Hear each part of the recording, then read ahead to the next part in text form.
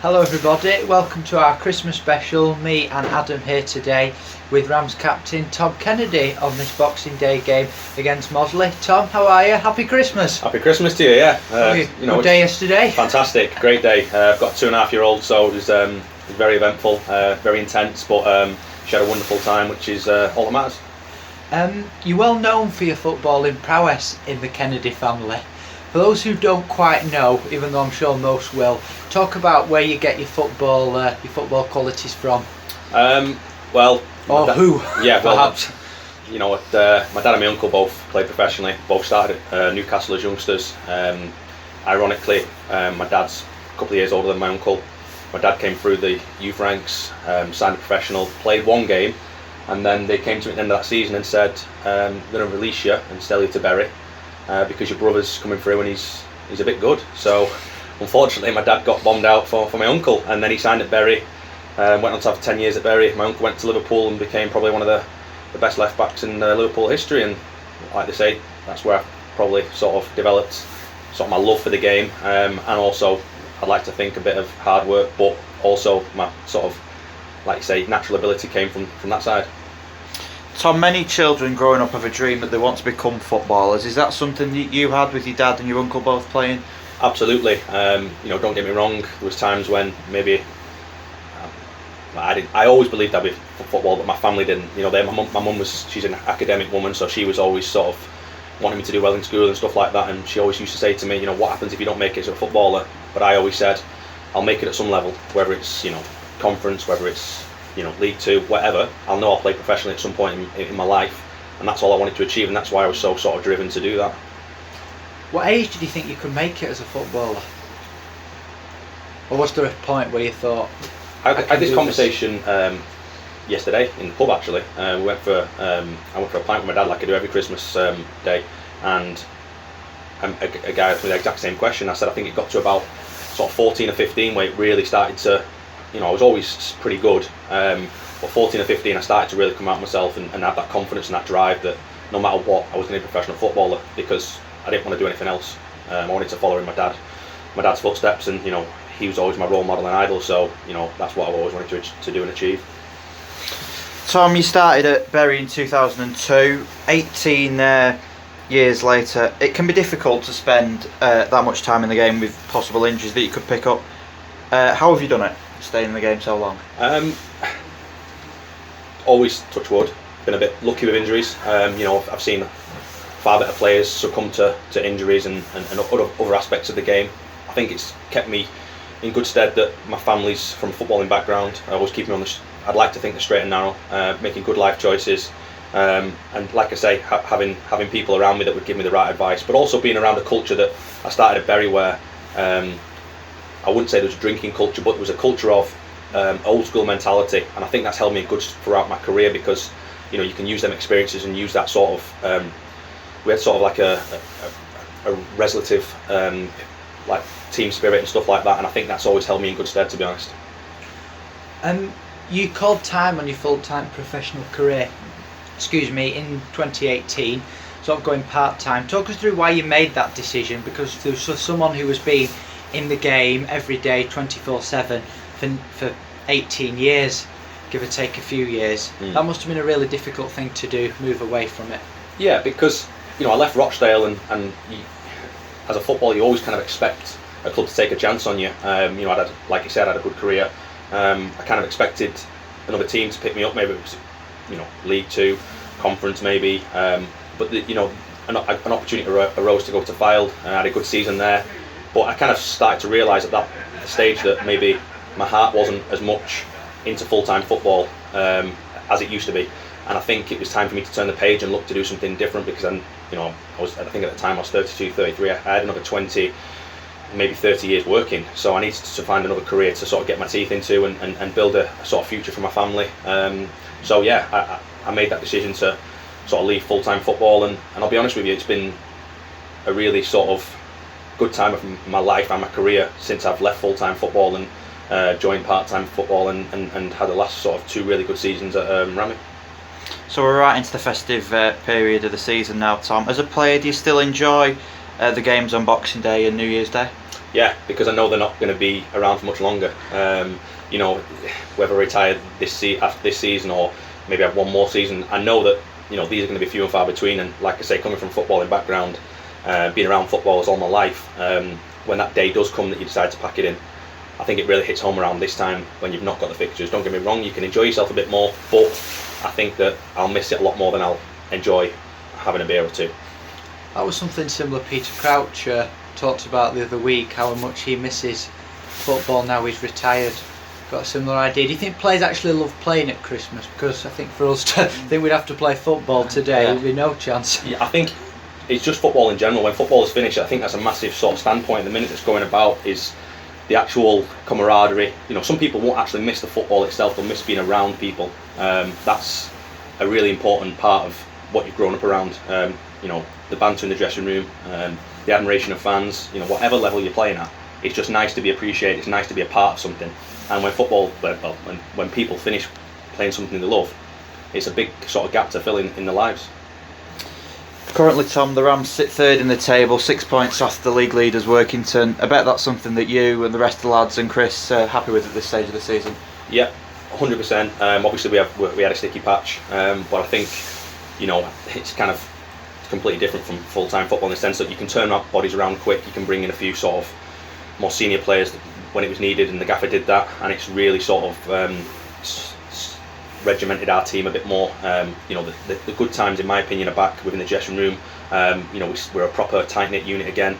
You know, team spirit is vital at this level, and work rate, and we have that in abundance right now. You joined Ramsbottom in 2018, last year, so this is now your second season, of course. Are you surprised with how well the team's done? Because many fans say that this has been the best type of sort of era to watch Ramsbottom since the days of Morley and Johnson. Yeah, well, I can only speak from what I've seen over the last 2 seasons, and I've really enjoyed it. You know, it's probably been over the last sort of 5, even including my professional time, it's been 2 of my most favourite years of playing. You know, it reminds me of how football used to be when I first started. When I first started at Bury, you know, like I say, we had a great team spirit, we had a great work ethic. We weren't very good at that time at Bury because, you know, we were always sort of cannon fodder, you know, bottom 5, bottom 6 of trying to survive. But it created that team spirit, and it created that sort of camaraderie on and off the pitch. You know, there was no egos, a bit like here. Everybody works for each other, and you know, what I like most is, you know, everybody sort of, if you've had a bad game, you've had a good game, everybody goes in the bar afterwards, says hello to the fans and has a pint, and, you know, has a good chat, and that's a really important thing for me, especially in sort of non-league football. Your day job also means you work in football. You work for Pro Sports Wealth as a financial advisor.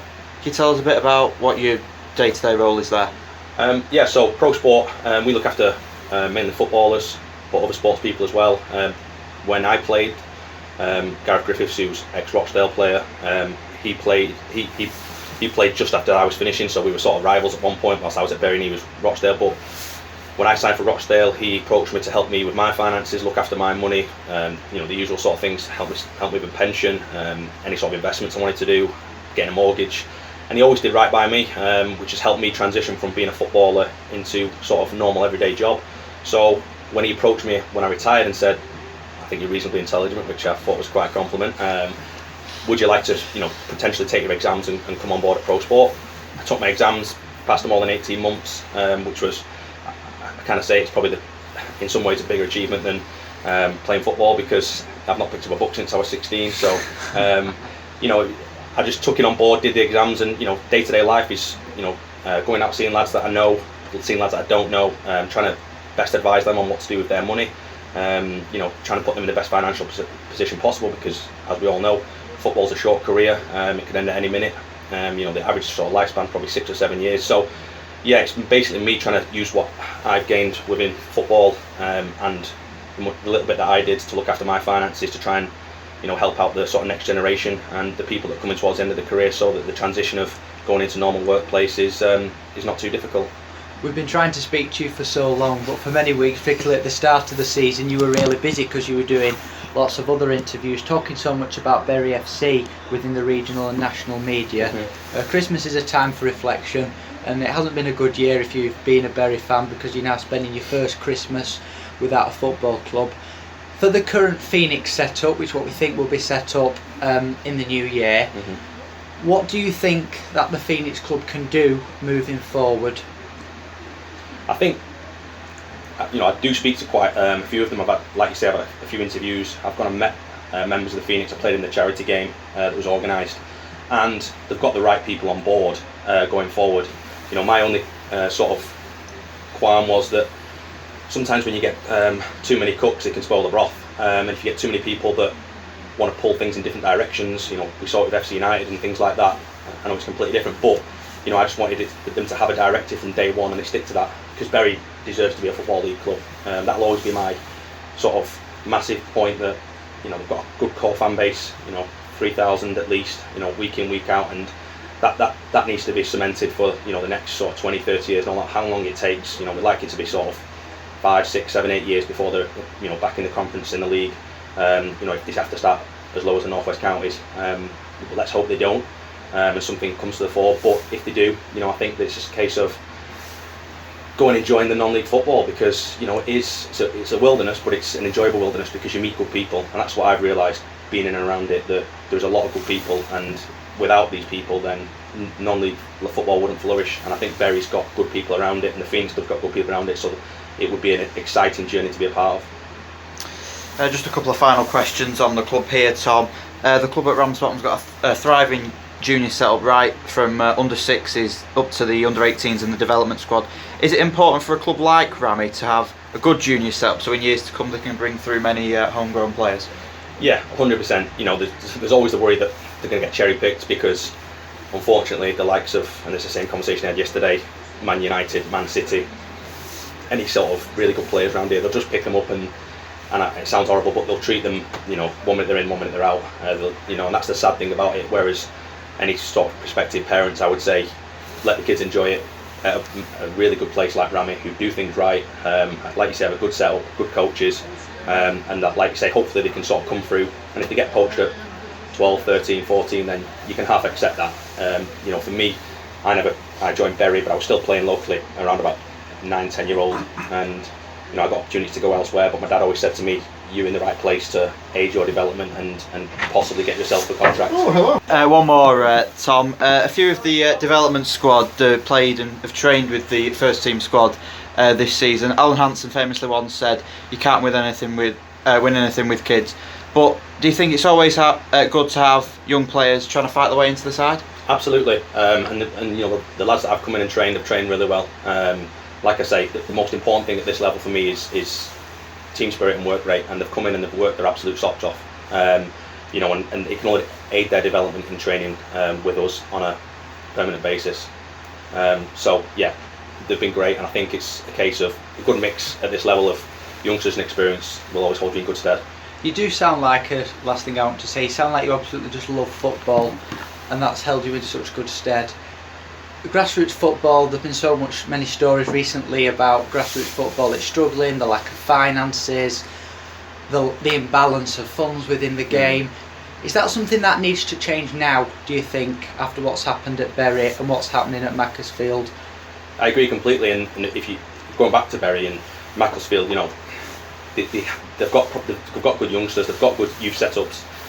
Bury tried to, the people that run in Bury tried to achieve something that was unachievable with the budget that they had, but they had good young players, so they could have consolidated in League Two, created a streamline of good players, because we've seen the players that have gone now to the likes of Southampton, they've gone to, I think someone's gone to maybe Derby and other places, these were good young players that were probably a year away from being good League Two players, and that's creating a longevity for Bury, because they sell them players on in 2 or 3 years time for £500,000, buy the ground back, they create a new little training ground, or they've got to, clubs like that have to do it, and they have to promote from within, give lads chances.